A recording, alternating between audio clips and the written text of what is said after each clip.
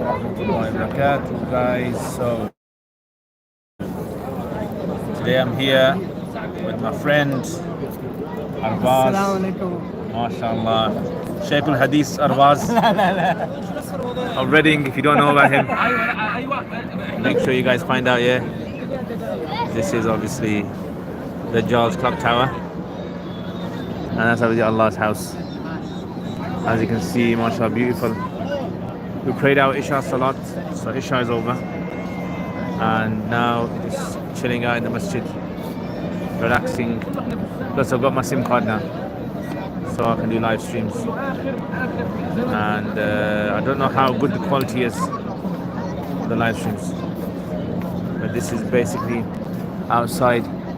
This is the new complex that they built, all of this.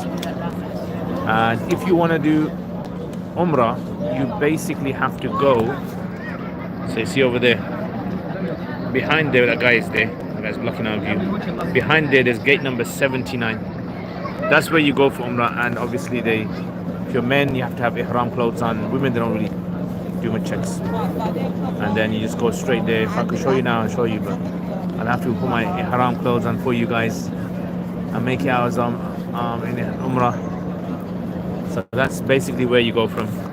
So you go down there, you go all the way inside, and then you come down to the Mataf area, and then in the Mataf area you do the Tawafs and the Sa'i. That's when you do an Umrah, guys.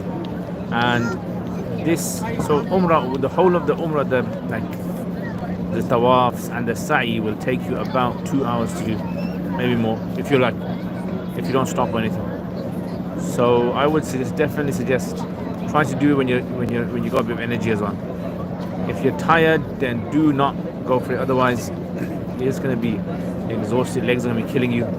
Beforehand, if you come for Umrah, start doing the steps. Get your 10,000 steps in. Make sure your legs, your shins, your calves here are ready for it. Or otherwise, you know what happens? You're just going to be getting blisters. Yeah, I got some blisters on my feet as well.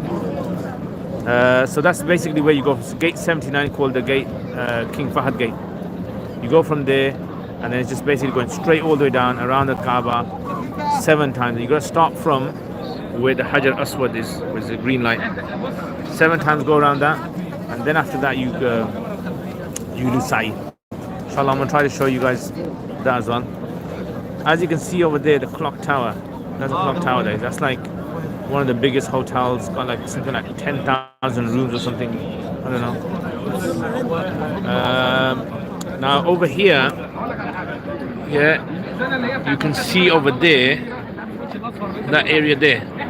That's called Jabal Umar, and that is where Uthman radiallahu anhu, he actually gave this land as waqf in the time of the Prophet ﷺ for the poor people. Even till today, that it's still all the earnings from this area are given to the waqf. And Saudi have even made an account for Uthman radiallahu anhu, bank account, and it's still making money till today. Imagine that. So this is the efforts of Uthman radiallahu anhu 1,500 years ago. 1,500 years ago, he does this, and even till today, the guy is still in his grave making money. Alhamdulillah. Not money, dunya money, akhirah money, akhirah currency, mashallah. So you can imagine, this is where the Prophet ﷺ, this is where Quraysh would gather around the Kaaba, over there, behind this wall over here. And over here they say, that's where Abu Bakr radiallahu anhu's house was, they say, over there. So there's a hill there, and there. Now they've kind of knocked a lot of these mountains out and hills. Look at this fly, wants to see on my hand. And so over here, you used to have, imagine, now behind over here, behind all of this, right on the totally opposite side of the masjid, that's where they say most likely the Prophet ﷺ was born. There's a library there now, but that's where they say he was born. So you had, imagine, all this area obviously would not be considered to be the masjid. There would be houses here and things in them days. Then later on, obviously, they've renovated all this. All these renovations taking place. But just imagine, Mushrikeen used to be around here. The Prophet ﷺ is calling people towards Allah over there. And so if you go all the way on the other side of this, that's where the famous Prophet ﷺ gave a talk, the first talk, inviting people to Islam openly. that took place on the other side. If I get a chance, I'll show you guys. And then over there as well is Dar Arqam, where they used to have secret, the Muslims had secret gatherings. Okay, secret gatherings took place, and the Muslims are, teaching each other, the Prophet was teaching. And then after that, Umar radiallahu anhu came, and then he accepted Islam, and they didn't have to do all their secret teachings over there. They could do openly now. And then you had Ibn Mas'ud radiallahu anhu, first time he kind of recites Surah Ar-Rahman openly over there as well.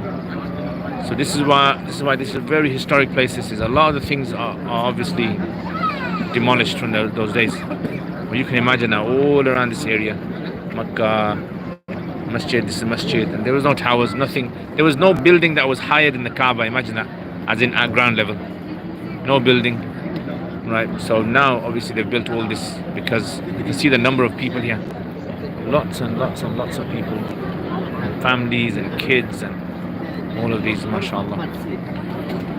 So yeah, you had all of that over there. And then you can imagine the Prophet ﷺ having to see his followers being persecuted. It's been a difficult time. And then the Prophet ﷺ comes back after so many years with the Muslims, and they're not allowed to enter into this area. And they had to stay outside of Makkah. And that was the Hudaybiyah incident, 6 Hijrah. And then what happened was, 1 year after that, they were allowed to enter. And then the mushrikuns were watching from outside, and these guys were doing tawaf around the Kaaba. Yeah, you can imagine how, subhanallah. So what I'm going to try and do is, I'm going to try and, inshallah, do a bit more detailed, a little bit of the seerah, inshallah, so you guys can check it out. And as you can see, my shiny head, all those wounds, these are battle wounds, these are. All the battles I've been in. This is the battle of shaving my head, the battle of scratching my head. See all that. So inshallah, I'm going to try to make a bit more detailed live stream. But what I might do is, I might just make a video, because I don't know how good of a quality it is. You're probably watching it now a bit blurred. So I might just make a video and then put that up, show you guys. And also, when I go to Medina, I've actually collected, I don't know how many hadith I've collected, over 100 of hadith, so maybe more than that even. Hadith that took place in the masjid. So hadith, like incidents that took place in the masjid, for which a particular hadith came. So I've tried to collect as many as I could. Inshallah, I'll show you that as well. Mustache couldn't go, guys. Head will go, shave the head, the mustache still the same. Stay the same, inshallah. Alright, so hopefully, inshallah, I'll keep you guys updated. Let me know what kind of things you guys want to see in this place. Oh, by the way, if you guys want to exchange money, then this is where you can actually get some money exchange. There's a clock tower over there. Clock tower, yeah? So over there, there's some money exchanges there. And if you want to get a SIM card, if you're going to come here, you want to get a SIM card for your phone, there's these guys sitting there outside on the streets with these small little portable stands, and they have different companies like STC and Zain. Mobily seems to be the most popular one, Mobily.